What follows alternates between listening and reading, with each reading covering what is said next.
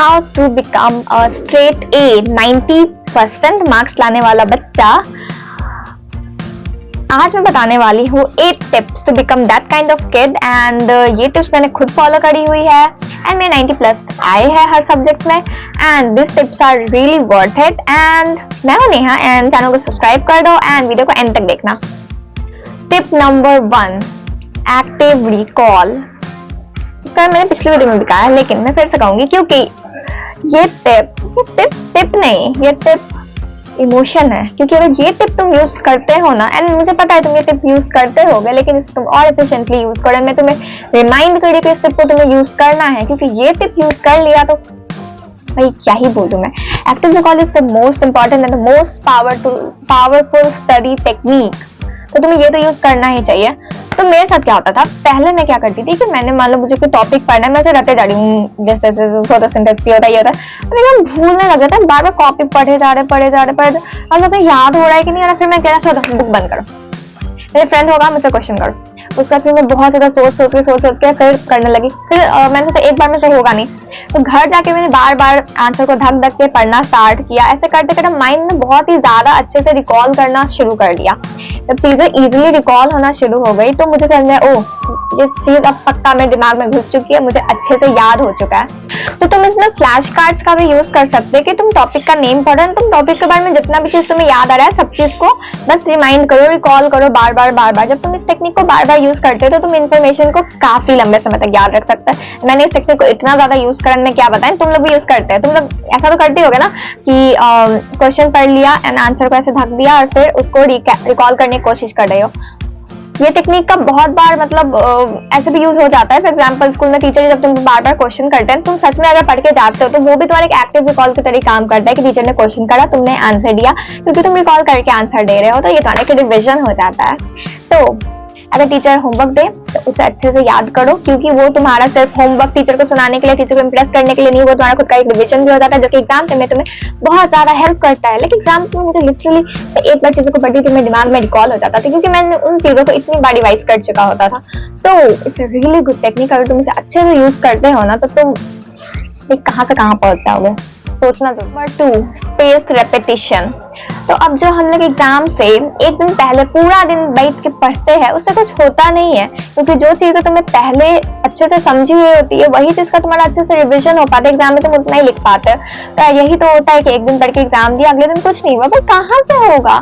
दिमाग कितना ही चीज स्टोर कर पाएगा, कितना ही चीज याद रखेगा? वो तो वही चीज नहीं याद रखेगा जिसपे तुमने ज्यादा बार फोकस किया होगा। फॉर एग्जाम्पल सॉन्ग्स जो तुमने यूट्यूब पर रील्स पे सुने वो तो तुम्हें याद होगा, लेकिन वो चीज नहीं याद होगा ना। तो तुम्हें यूज करना है स्पेस्ड रेपिटेशन। आज क्लास में जो चीज पढ़ाई हुआ तुम घर आके उसे रिवाइज करोगे, लाइक एक बार तुम्हें रिव्यू करना है, ठीक है। फिर 1 से 2 दिन बाद तुम दोबारा उस चीज को रिवाइज करोगे, फिर 1 हफ्ते बाद फिर तुम उस चीज को रिवाइज करोगे। अब तुमने इस चीज को 3 बार रिवाइज कर लिया। अब तुम मुझे बताओ तुम्हें ये चीज क्यों ही याद नहीं रहेगा जब तुम इस पे इतना ज्यादा फोकस डाल रहे हो। अब जब तुम रील पे एक गाना को 10 बार सुनते हो, 1 हफ्ते तुम लगातार उस ट्रेंडिंग सॉन्ग को सुन रहे हो, तो तुम्हें वो क्यों नहीं याद हो रहा है? मतलब कैसे याद हो गया? क्योंकि तुमने उसे बार बार सुना, तुम्हें इसका एक्सपोजर मिला। वही चीज है स्पेस्ड रेपिटेशन में। तुम्हें कुछ दिन के स्पेस पर खुद को उस इंफॉर्मेशन को एक्सपोज करना है ताकि वो चीज दिमाग में बार बार रिटेन हो, तुम्हें बार बार याद हो और तुम्हारा रिविजन होता चल रहा है।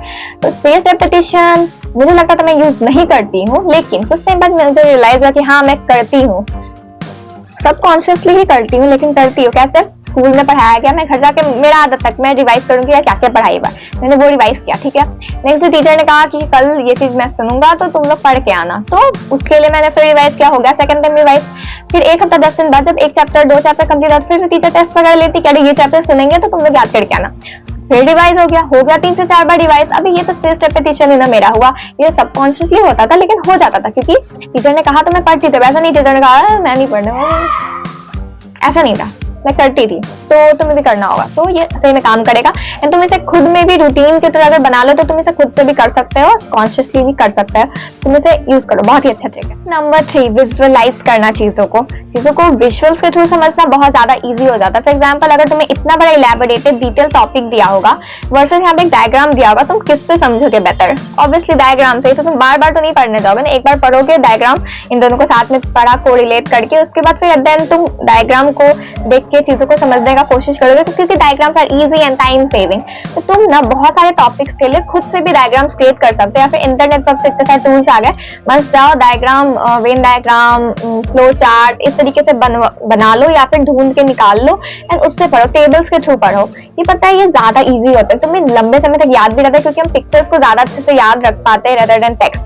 तो इस चीज को तुम अच्छे से यूज करो, क्योंकि तुम्हारे पास डिवाइस है, फोन है, लैपटॉप है, तो क्यों नहीं यूज कर रहे तुम, क्यों? नंबर 4, रिवर्स इंजीनियरिंग, जिसमें कि पहले गोल को देखते हो, उसके बाद फिर तुम प्लान बनाते हो। तो हाउ इट वर्क्स, स्कूल में तुम्हें सिलेबस मिल गया, तुम्हें तुम्हारे एग्जाम का डेट आ गया, अब तुम डेट के हिसाब से पढ़ना स्टार्ट करोगे कि ओके इस दिन मेरा ये एग्जाम है, इस दिन मेरा ये पेपर पड़ेगा, तो मुझे उस हिसाब से पढ़ना स्टार्ट करना है। लाइक तुम्हारा जो गोल है, या तुम्हारा गोल है कि तुम्हें एग्जाम देना है इस दिन, तो बस इतना 10 दिन बचा है, तुम 10 दिन के अंदर टॉपिक्स को कैसे रिवाइज करना है, ये करना, तुम उस हिसाब से रिवाइज करोगे। ऐसा नहीं है कि तुम्हारा इनफाइनाइट दिन का प्लान बना हुआ है कि इस टाइम पे मेरा गोल कंप्लीट होगा, नहीं, तुम्हारा गोल स्पेसिफिक टाइम है, अब उसके थ्रू तुम्हें प्लानिंग करनी है। लाइक गोल देखो फिर प्लानिंग करो। लाइक तुम्हें अब अपने रूटीन को एग्जाम के हिसाब से ऑर्गेनाइज करना होगा। फॉर एग्जाम्पल, अगर तुम्हारा एग्जाम 15 दिन बाद है, तुम्हें 10 चैप्टर्स पढ़ने हैं, तो तुम उस तरीके से टाइम स्लॉट्स को फिक्स करोगे कि ओके मुझे एक एक दिन में एक एक चैप्टर पढ़ना है, इस घंटे के हिसाब से पढ़ना है, ताकि तुम उस गोल को रीच कर सको। ठीक है, तो तुम्हें पहले गोल देखना है, फिर प्लान सेटअप करना है, उसके हिसाब से चलना है। जब तुम ये अप्रोच यूज करोगे तो फिर काफी सारी चीजें बहुत ज्यादा इजी हो जाती है, क्योंकि एग्जाम टाइम में मैं ऐसे ही करती थी। मेरा सिलेबस, मेरा डेट शीट मेरे हाथ में है, अब उस डेट शीट के हिसाब से मेरा रूटीन क्रिएट होता था कि ओ मुझे इतने दिन में इतना चैप्टर रिवाइज करना है, ये करना है, ताकि एग्जाम से एक हफ्ता पहले मैं फ्री हो जाऊंगी, उस टाइम मैं थोड़ा रिलैक्स करूंगी, उसके बाद फिर एग्जाम से कुछ एक दिन पहले मैं सब चीजों को बस एक एक बार देखूंगी, रिवाइज करूंगी, एग्जाम खत्म। इस तरीके से तुम्हें प्लान करके चलना। Number 5, study environment. तो स्टडी इन्वायरमेंट बहुत ज्यादा जरूरी है। लाइक लास्ट वीडियो में मैंने जैसा कि कहा कि चीजों को इजी बनाने के लिए हम सामान को अपने सामने रखेंगे, बुक्स को पास में रखेंगे, तो पढ़ना इजी होगा। लेकिन तो ना एग्जाम है भाई, और तुम सामने फोन रखोगे, तुम सामने टैब रखोगे, सामने तेरे टीवी है, तो तुम क्या मतलब तुम क्या करोगे? तुम बुक पढ़ोगे या वो तीनों चीज देखोगे? ऑब्वियसली तुम अपना फोन देखोगे, तुम ये देखोगे। तो तुम्हें डिस्ट्रैक्शंस को दूर रखना है खुद से एग्जाम टाइम में। एटलीस्ट जब भी तुम पढ़ रहे हो उन चीजों से दूर रह के पढ़ो। ठीक है, तुम्हारा इन्वायरमेंट बहुत ज्यादा इंपॉर्टेंट और मैटर करता है, कि तुम्हारा इन्वायरमेंट हमेशा कचरा से भरा हुआ है, बुक्स तो है ही नहीं वहां पे, बस तुम फोन, नेटफ्लिक्स इन सब में लगे हुए, तो ऑब्वियसली पढ़ाई नहीं होने वाली है। तभी भी पढ़ाई करने में तो इन्वायरमेंट को बुक्स से ही रखो, ताकि तुम इन्फ्लुएंस रहो उस तरीके से, उस हिसाब से। मतलब तुम ध्यान दो, चलिए तुम ट्राई करके देखो कि जितने देर तुम फोन अपने डिवाइसेस से दूर रहोगे और तुम एक काम पे फोकस करोगे, तो चीजें ज्यादा इजीली और जल्दी और एफिशिएंटली हो जाती है, तुम्हारा टाइम भी बचता है। लाइक तुम उतना ज्यादा टाइम स्पेंड नहीं करोगे उन चीजों पे जो कि तुम्हारा टाइम वेस्ट कर रही है। तो इसीलिए मैंने भी ट्राई किया है कि जब मैं पढ़ने बैठती थी, अपना फोन टैब सब मैं दूसरे रैक पे रख देती थी, ताकि मुझे लगा है और वहां से कौन ही जाकर लाएगा, इतना आलस तो है मेरे अंदर कि मैं बेड पर से दूसरे रैक पर अपना फोन या टैब लेने नहीं जाऊंगी। मैं इंतजार जरूर करूंगी कि दीदी या मम्मी वहां से पास करेगी, तो मैं बोलूंगी मुझे फोन दे दो। लेकिन मैं उसका फायदा उठाती थी कि जब तक कोई नहीं आया तब तक मैं एकदम अच्छे से पढ़ रही हूँ, फिर कंप्लीट हो जाए और मेरा काम खत्म हो जाए। तो इस तरीके से तुम करो कि उन चीजों को दूर रखो। जब तुम डिस्ट्रैक्शन दूर रखोगे तो तुम ज्यादा अच्छे से फोकस कर पाओगे। Number 6, practising papers. तो पेपर्स को प्रैक्टिस करना बहुत ज्यादा जरूरी है। इससे क्या होता है ना, तुम्हें लाइक अगर एग्जाम में कुछ पेपर्स, कुछ क्वेश्चन सेम भी आ गए या फिर सिमिलर आते हैं, मतलब अब लाइक एक चैप्टर उससे कितना ही क्वेश्चन डिफरेंट आएगा, लाइक बहुत सिमिलैरिटी तो होगा ही। तो फिर जब तुम प्रैक्टिस करके जाते हो तो तुम्हें एग्जैक्टली पता होता है कि ओ मुझे इस टाइप के क्वेश्चन पे ये आंसर लिखना है, मैंने ये पॉइंट्स पढ़े थे, ये पॉइंट्स इंपॉर्टेंट है, मुझे इस तरीके से लिखना चाहिए। लाइक तुम्हारे दिमाग में सारा कुछ समराइज होकर अच्छे से रहेगा। मैंने अपने इस एग्जाम में 12th में ऐसे ही किया था। मैंने चैप्टर्स वगैरह पहले पढ़ लिए थे, लेकिन एग्जाम पे मैंने सिर्फ पीवाईक्यूज भी नहीं, पीवाईक्यूज और प्रैक्टिस क्वेश्चन दोनों ही करके गई थी।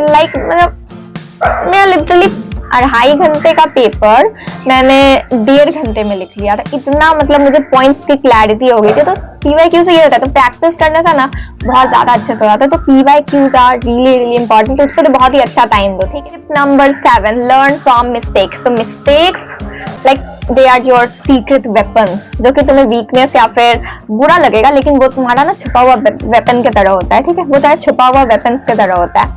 फॉर एग्जाम्पल, तुमने एग्जाम दिया, लेकिन इस एग्जाम में तुम्हारा ये पेपर अच्छा नहीं गया, इंग्लिश का पेपर। ठीक है, now you are checking like अरे ये गलत हो गया, ये गलत हो गया। लेकिन अभी 2 टाइप का तुम्हारा माइंडसेट हो सकता है इसमें। पहला माइंडसेट होगा कि ये गलत क्यों हुआ, टीचर ने क्यों गलत किया, ये गलत नहीं होना चाहिए था, मुझे नंबर चाहिए, मुझे चैप्टर पढ़ना ही नहीं, ये मेरे टाइप का चैप्टर है ही नहीं, ये वाला चीज हो सकता है। ठीक है, दूसरा मेथड ये हो सकता है कि ओ ये क्यों गलत हुआ, मुझे इस पे काम करना चाहिए, मुझे टीचर से और अच्छे से समझना चाहिए। तो अब क्या होगा, फर्स्ट माइंडसेट तो यही होगा कि तुम नेक्स्ट टाइम उसे स्किप कर दोगे, नो प्रोग्रेस।